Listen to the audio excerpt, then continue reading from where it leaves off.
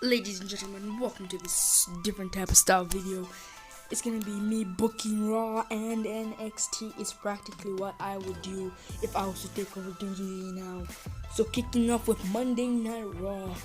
First things first, next week we have the SmackDown Tag Team Champions Cesaro and Shinsuke Nakamura versus the Street Profits, the Raw Tag Team Champions. If I was to take over WWE right now, I'd leave SmackDown the way it is. But as for this match on Raw, I'd unify the tag team championships for whoever would win, and whoever wins would win. But if I was to be writing that storyline, I'd have the Street Profits win the match, probably with a distraction finish or somewhat.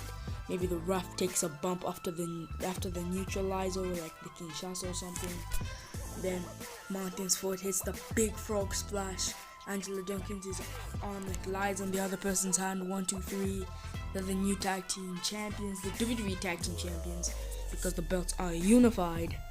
That's all I would do for that. And going into the Raw Women's Championship match, I'd have Mickie James be attacked backstage so that she can't fight in her match. And then we can do surprise. Peyton Royce is the new superstar, who's gonna replace Mickie James. Then her and Asuka have a pretty good fight in the ring, and then Asuka brings back the Green Mist to beat Peyton Royce, and that's gonna lead in this rivalry with Peyton and Asuka for the Raw Women's Championship. I'm not sure how that sounds. I really don't care about the women's division, especially on Raw. On SmackDown we have the Bayley and Sasha ish. On Raw nothing's pretty much even going on. So yeah, that's that. But what's something else I'd like to do with the United States Championship? Of course, we know Cedric Alexander is not part of the Hurt Business. What I would like to do, I'd like Apollo Crews to actually join the Hurt Business. So on his last clash with Bobby Lashley for the United States Championship, probably at Clash of Champions, he will be fighting with Bobby Lashley. Hit that spin up power bomb, and then he just puts Bobby Lashley on top of him for the 3 count, and Bobby Lashley returns the title. Apollo Crews joins the Hurt Business, and yeah, the Hurt Business continues growing. And then Ricochet on the next night of Monday Night Raw joins the Hurt Business as well, and then they just wreck other WWE superstars. And as for Retribution, what I would like them to do, I'd like it to be at the Hell in the Cell pay-per-view. I would book the Hurt Business versus Retribution, but I'll talk about that later. As for Drew McIntyre and Randy Orton, where I would like this rivalry to actually go, what I would do, I'd have Drew McIntyre I'm not sure actually how to explain this, but I'd like Randy Orton to start carrying like a snake around, and bites you, get infected in venom. So we find out that Aleister Black was bitten by the snake, and the venom is running through his veins, in my veins, like that's Randy Orton's like Titantron, stuff like that. So it's the venom is legit in Aleister Black's veins. And then during their match, the ref takes a bump, and then out of nowhere, like a Claymore kick connects, and then the cover, but of course the referee is down. And then after that, what I'd like to do is Randy Orton hits the RKO, but before he hits the butt kick, he goes under the ring and then brings out the snake or somewhat. Right now I'm just spitballing stuff that I think would actually just be cool. And then of course Drew McIntyre's trying to fight back. The referee is still knocked out, by the way. Drew McIntyre just trying to fight, doesn't want Randy Orton to bite him with the snake. And then bam, he hits the Glasgow Kiss into the Claymore kick, which actually hits the viper, which is the snake. Then the ref gets up the slow 1, 2, 3. Drew McIntyre retains the championship. Bro. And then for the Kevin Owens Aleister Black rivalry, but I'm gonna book the Randy Orton Drew McIntyre rivalry again just later in the video. I'd have Aleister Black actually win the rivalry by actually giving Kevin Owens an eye patch too. Like, just bear with me. What could happen is that Aleister Black attacks Kevin Owens with another 3 black masses after their match at Clash of Champions, if that was even gonna happen. Oh, hell in cell. Whatever. 3 black masses to the exact same side of the face on the eye, and then Kevin Owens is forced to put in an eye patch and has to feel what Aleister Black did. So with that is going on, it's gonna be Peyton Royce versus Asuka at Clash of Champions, and what is gonna happen? Asuka is not heel, by the way. Asuka is actually the baby face, and Peyton Royce is the heel. So what's gonna happen is that Peyton Royce is gonna actually injure her arm in the upcoming weeks of Monday Night Raw. And what is gonna happen is that during their match, she's actually gonna punch like an elbow or something like that to Asuka's face with that injured arm, with what the doctors worked on. And the 1, 2, 3, because the referee can't see anything, kinda like that Jeff Hardy nonsense. And Peyton Royce is your new Raw Women's Champion. That's how I booked that. But what I read out for the Drew McIntyre and Randy Orton, that was just some fantasy booking. But if I really was in charge of WWE, I actually have Randy Orton win the rivalry without him winning the WWE Championship.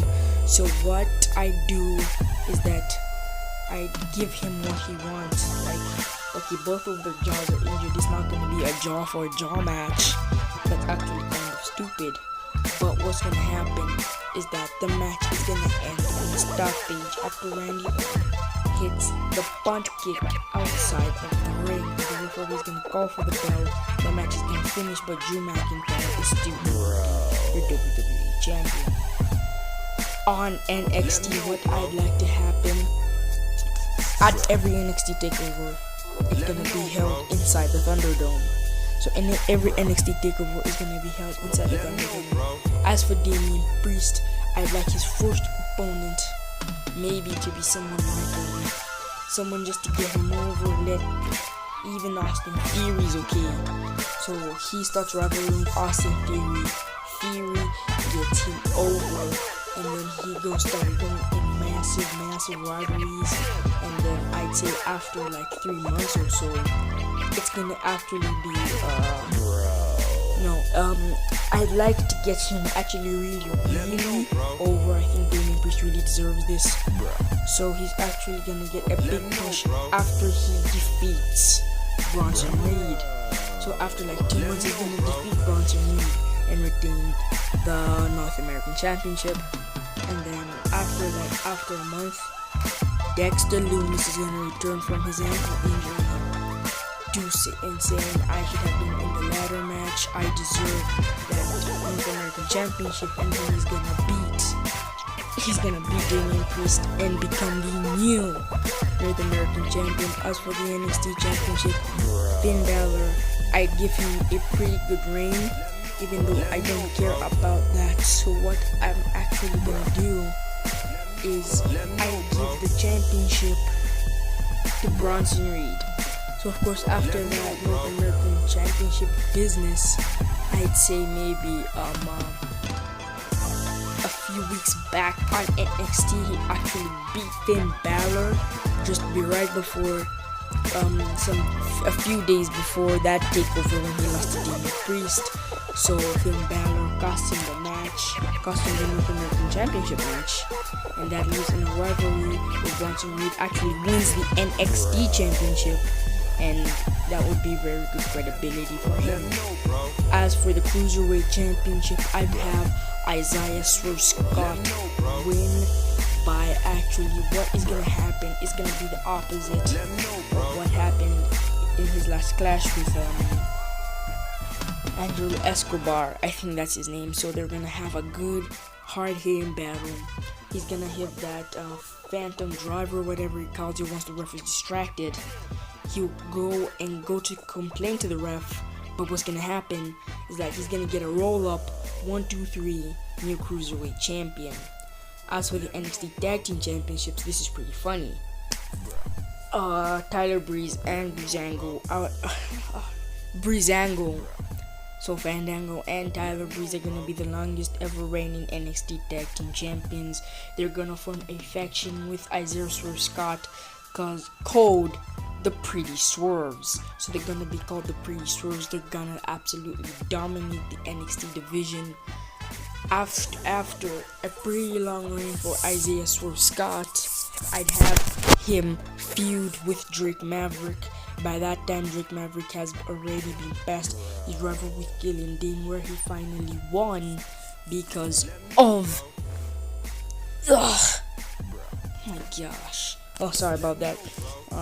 Where he finally wins because of the Undisputed Era, and Undisputed Era start feuding with Killian Dane. It's now their turn, but yeah, Drake Maverick wins the Cruiserweight Championship. And then, oh my gosh. Now, because of some Asian cockroaches, I had to stop recording for a sec, but I'm back. So, Breezango, first Drake Maverick now is your Cruiserweight champion. Breezango, it comes from now for Breezango to be in their hardest match ever. It is gonna be Breezango, that's right, Breezango versus a tag team that I think should be on NXT, a tag team with cojones. That's what I'm gonna say it. Breezango versus Xavier Woods and Kofi Kingston, who are now on NXT, but Big E is still on SmackDown. So these two absolutely dominate the tag team division until they actually reach NXT Championship Gold, where they actually win the match and are the new reigning defending NXT Tag Team Champions, and this is gonna be absolutely great. So yeah, that is my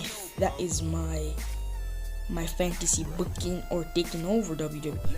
Yeah, so that is me taking over WWE. Let me know what you thought in the comments down below.